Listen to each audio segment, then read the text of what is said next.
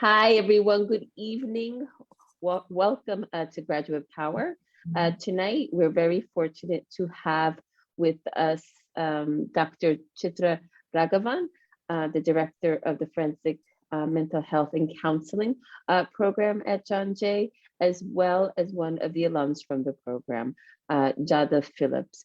Thank you both for coming this evening. Just a few words about each of them, and then we'll start in our discussion. So Jada Phillips is a licensed psychologist in both New York and New Jersey, and she has been in the mental health field for about 14 years, working in various settings. She received her Bachelor of Arts in Criminal Justice from Mount Mary in Milwaukee in 2005, and she received her first Master's of Arts in Forensic Psychology at John Jay College in 2008. And then she completed in 2010 her second Master of Arts in Forensic Mental Health and Counseling at John Jay. And she then went on to complete a doctoral program in clinical psychology at Walden University, which she completed in 2015. So thank you, Jada, for joining us. Thank you for being here. Dr. Raghavan attained her doctorate in clinical and community psychology at the University of Illinois and did her postdoctorate training at Yale University. She conducts research on coercive control in intimate partner abuse, sexual assault, and sex trafficking contexts. She is an active researcher, practicing psychologist, and deemed an expert by the courts. Her work has created case law in New York. So thanks again. We're very, very fortunate to have both of you. So Jada, why don't you let's start off the session where by telling us a little bit about yourself, when you graduated and your current position, and we'll start there. Yes, well, like you said, I have my bachelor's in criminal justice. My plan in the beginning was to be a lawyer. I want to be a criminal lawyer, but that didn't happen. So when I moved to New York, Columbia University was the venture, but that took a little bit. So when I saw John Jay's Master's in Forensic Psych program, I got really excited. So I decided to do that. And when I was coming to graduate, that's when they introduced the Forensic Mental Health Counseling program. And then, they give us a little description, and this comes with a license, so you can actually practice when you're done, as opposed to like the forensic psychology where I wasn't quite sure the direction, at least at the time. So I graduated first, and then I jumped back in to do the mental health counseling program because they offered it rolling over all of our credits from the first program. So the first program, I think it was 40 or 42 credits, and then the forensic mental health counseling was 60. So we only needed like 3 other classes in order to graduate. So it took them like another year to finish, but I took along a couple of students that graduated with me, so we all did it together. So we got the double masters, but it doesn't look like we went to school for a long time. It wasn't a free master's, but it was a lot quicker than the first. And yeah. I was saying right now. Oh, go ahead. Yeah, right now. Yes, if you could tell us a little bit about what you're doing now. Go ahead. Mm-hmm. Yeah, right now, a year ago, when the pandemic came, I was working in a prison in Jersey. And once I saw like everybody kind of struggling with the pandemic, and more specifically, there was a doctor in New York City that ended up committing suicide after all the losses during COVID in the beginning. So I want to say like April, May. And that's when it like kicked in, and I'm like, I need help. And yes, people in the prison needed help as well, but I just felt like this compelling need to kind of step out and help, at least at the time, medical staff, nurses, doctors. So I decided to do a private practice. And then as of last January, I quit my full time to like take this leap of faith and do a private practice. And that's what I've been doing since. So I work with professionals, a couple of doctors and a nurse, but mostly just professionals in general, just kind of helping them through this time. Thanks for sharing kind of that almost unplanned career path. Definitely unplanned. Definitely unplanned. I love it. Those are the best. Yes. They, they they really are. Okay, so Chitra, tell us a little bit about yourself and what motivates you to be the director of the Forensic Mental Health Counseling Program.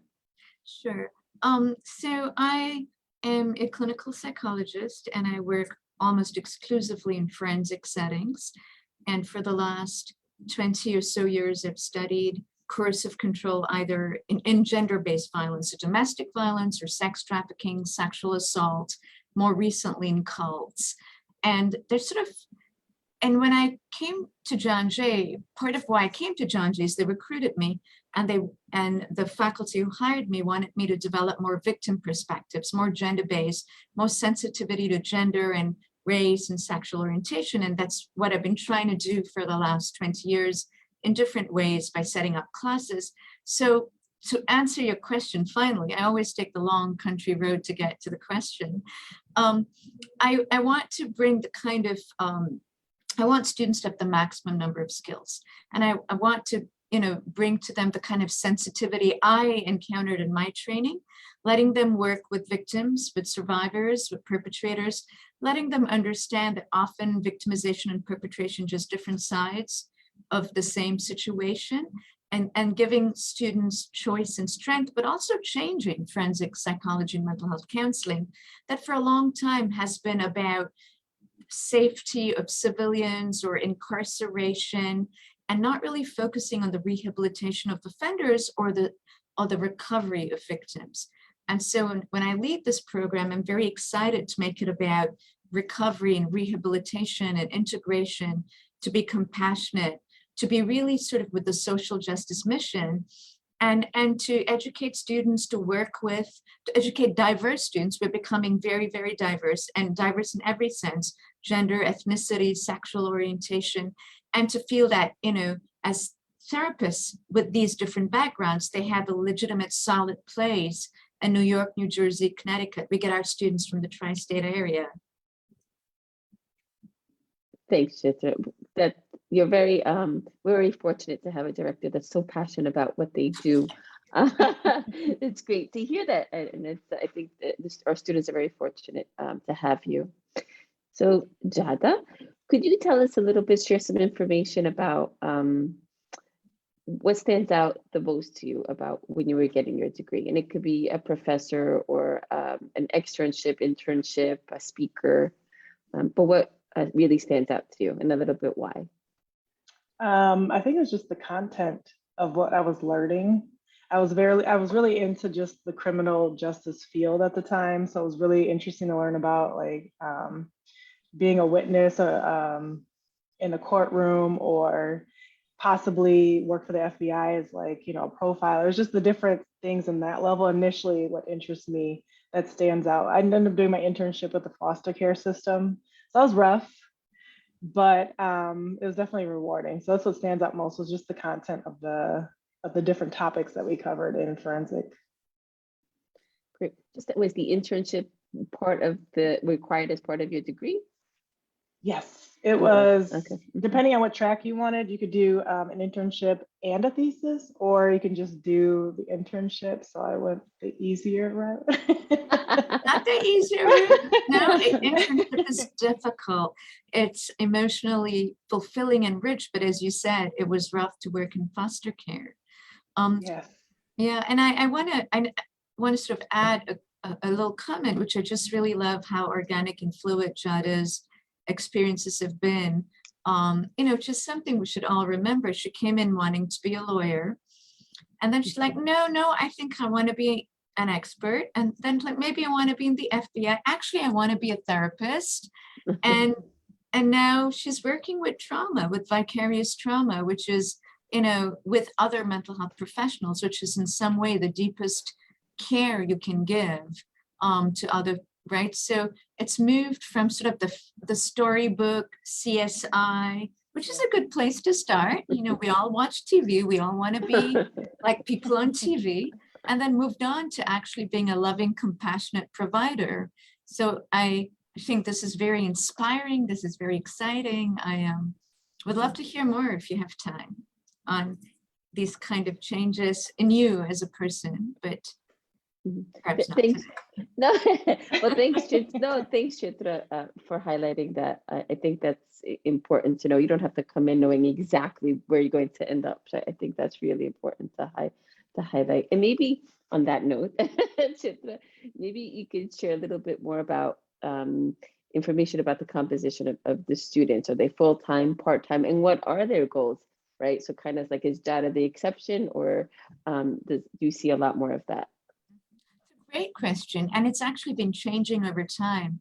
So we have about 70% full-time, 30 part-time, but that actually number changes. You know, people come in, they get married, they have children, they go back to being part-time, then they get childcare, they go back to being full-time. So, but it's about 70, 30, 60, 40. And a lot of students come in with the idea that they want to work in, you know, what TV presents. They want to be profilers, they want to be expert witnesses in court. And then when they realize what that really entails, they sort of think, wait, I don't really want to do this. But then they also start to learn how to do therapy. And so a large number of students really start to love doing therapy and realize they want to be clinicians. And then the question, which is really fascinating, I think Jada points that out, is clinician of who, to which population. So they take classes, for example, some work with sex offenders, others work with survivors of domestic violence, others want to work with hate crimes, survivors of hate crimes, others want to work in some kind of gender justice. So by taking these different classes, students start to form ideas of what kind of therapist they want to be, or what, you know, where they want to work. And a small number still go on to FBI. They want to work, you know, work with doing sort of FBI work, but not profiling, working with actual cases, for example, with clinical knowledge. And so we have a very, you know, at the far end of, well, it's not really a spectrum. If you look at it like this wonderful, all these planets are circling around each other. We're all circling around each other, and we all cross, and we all get the sun on us. And some want to work with this population, some with that population, some in private practice. Others work in hospitals with the seriously mentally ill. Others are strictly forensic, working in prisons, like I think you did, Jada, for a while in New Jersey, working only in prisons. Others in lawyers' offices. So we get the whole range, and we love it. And we encourage and support students to find that interest. That's great. The support that's given to students in terms of helping them figure out which path to take is good to hear that the program provides that. Jada, could you talk a little bit about what was the most challenging aspect from your perspective of completing the program? I think it was finding the internship piece, because I was working full time, so not a lot of jobs, not a lot of internships will pay, but I couldn't afford to quit my full-time job and do an internship. So I had to go find a job, which is foster care, and because it had to be a new setting that you were in. So I had to get the job and be able to get it signed off as an internship. So I actually got both done at pretty much the same time, but it took a while. That's great to hear. That is a challenge. And I'm going to ask Chitra, I mean, is that a challenge that many students have, or from your perspective, what is the biggest challenge that students that are enrolled in the program encounter? You know, there's sort of three separate sets of challenges. And the first challenge is students encounter content that's difficult. They love it, but it's not just about how, you know, we teach students how to read research. We teach students how to do assessments. So the content, they love it, but it's difficult. It's not just about talking and counseling. And then the second challenge that's related to the first is to do difficult and beautiful and interesting content, you need time. And so students are transitioning from being undergraduates, many of them, not everybody, to being master's students. How do they manage time? A lot of our students self-support, so they're working part-time, full-time. We offer evening class. We're trying to do a full set of after 4 p.m. and also an unholy number of classes at 8 a.m. So some students like the 8 a.m. classes God bless you. I don't know how you do it. And some students like the 6 p.m. So we try to combine that for time management. I think those are the biggest challenge, like a Rubik's Cube, work, family, class. How do I fit this? In the pandemic, we've had a new challenge, which is to find externship sites, because so many sites aren't seeing clients. Others are doing it online. And so it's been, sort of an ongoing interesting thing. Some sites are converting to telehealth, and they're going to stay telehealth because it's ended up being better. Others are moving back. So that's a temporary, but I think, ongoing evolution of how we deliver care, which none of us was set up for. None of us understood how important Zoom was going to be, or cameras. So that's been a new late challenge. Like, how do we prepare students? Where do they go? Who do they want to be? Yeah, I No, that's agree. it. Go ahead, Jada. I was just gonna say, I agree. I did all my classes at night. I worked till 5 or 6, and over by Rockefeller Center. I'd get out, I'd walk to John Jay and do it like 3 or 4 days, 3, 4 nights a week. Wow. Yeah. And so not 8 o'clock in the morning.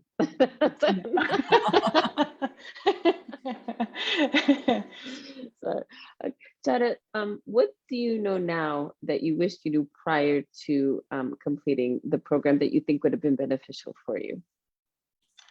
What this is just all encompassing with all the degrees, really, even the PhD. It was just the hours and the whole licensure piece and preparing for that and that whole part, all of it. Even I'm still learning stuff to this day about even like private practice. They don't teach you this stuff in school, so it's like you got to figure that out once you leave. So that would have been helpful to know. That makes sense. Yeah, because most things get you ready, or most of these programs get you ready to work, in community mental health, or like said, prison, jails, sometimes the courtrooms, or hospitals, but they don't teach you this piece. So this past year has been a complete learning experience. Great, thanks for sharing that. So Chitra, what skills and knowledge do students obtain in the program, and how do they obtain them? Simply through courses or speakers? I know there's internships and externships. So we have sort of three kinds of skills, I guess. And the first is obviously how to work with clients, both in terms of therapy, but also assessment. How do you use certain instruments? How to use certain tools? How do you know if this person is ready to come back to the community? How do you know if this person is depressed? So they learn how to do assessments. They learn how to do diagnosis, meaning, can I diagnose you as being depressed or not being depressed? And they learn how to do therapy. And those are done both in classes that teach you theory, but also classes that have a lot of role playing, for example. We have a large number of electives that are very specialized. So for example, I developed the victim certificate. And if you want to work with survivors, then you have classes that are set up on what is domestic violence, what is trauma, what is, if you do the track, what is crisis counseling, how do you do that? And those are more specialized courses at an advanced level. And many students do that. And then finally, we have 600 hours of externship, which is when you see clients. And I think you put all of that into practice there. And students tell me it's, they're never prepared. It doesn't matter what they think they know.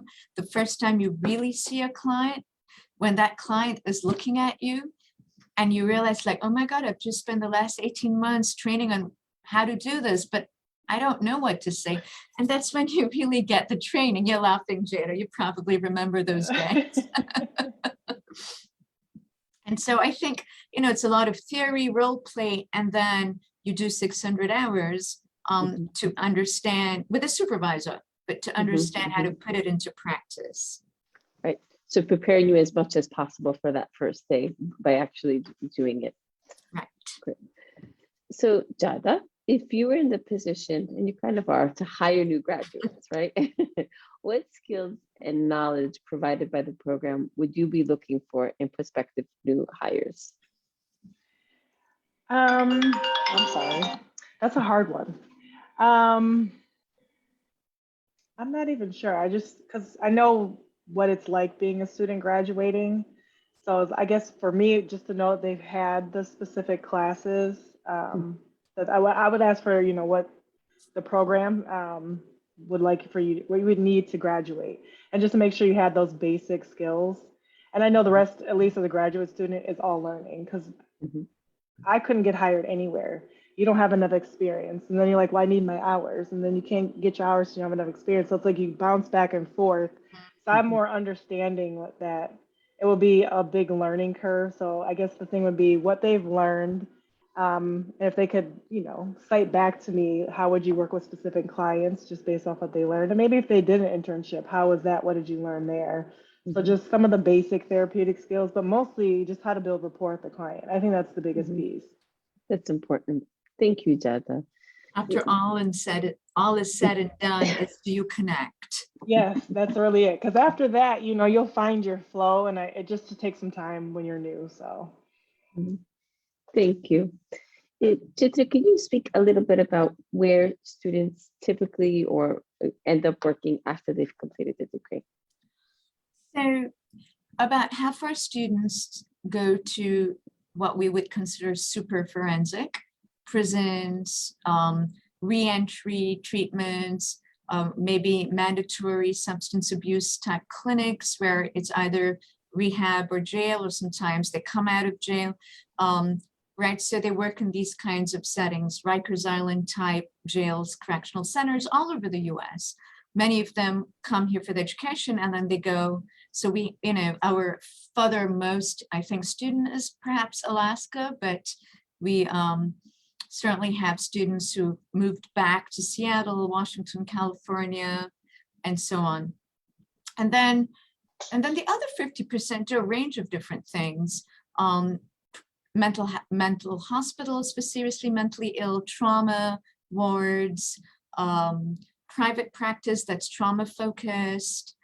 A small number end up doing, things that they didn't expect to do, like international sort of jury selection company, working in a large corporation, selecting juries for corporate crimes. That's not at all what they trained to do. They pretty wanted to awesome, work in though. domestic violence, but needed a job, got the job, and a few that there's a couple who worked in trauma and then changed their minds, or rather got interested and became sex therapists working in. So we, so that's really, I think, half are strictly forensic and then have to a wide range of different things in private practice, mental health hospitals, and I should mention not-for-profit organizations. So sort of substance use, domestic violence, where they're either in policy, they're actually doing a mixture of seeing clients, but also doing policy and fundraising, so administrative management time.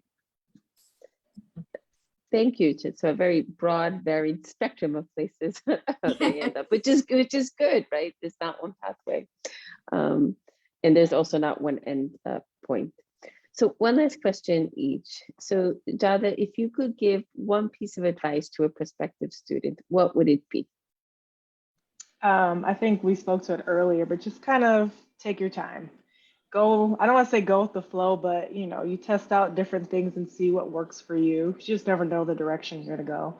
And the big supposed to, you're not supposed to be anywhere or should be doing anything. You take your time to get where you need to go. That's what I would say.